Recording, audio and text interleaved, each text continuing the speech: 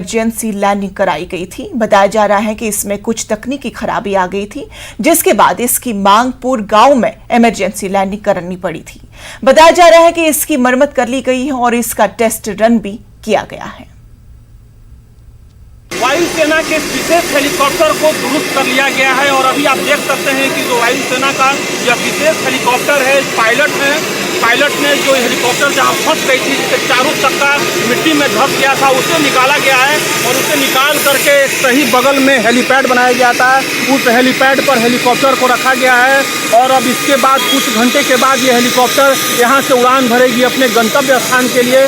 जैसा कि ये वायुसेना के जो यहाँ पर अधिकारी हैं उनके द्वारा बताया गया है कि जो हेलीकॉप्टर का जो चक्का था, चारों चक्का, वो फंस गया था और आज जो एक्सपर्ट की टीम आई है हेलीकॉप्टर को दुरुस्त करके और इसे यहाँ से निकाला गया है। निकालने के बाद जिला प्रशासन के द्वारा एक हेलीपैड बनाया गया था, वहाँ ये विशेष हेलीकॉप्टर को अभी लैंड कराया गया है, जिसके बाद कुछ घंटे के बाद हेलीकॉप्टर यहाँ से टेकऑफ करने की उम्मीद है।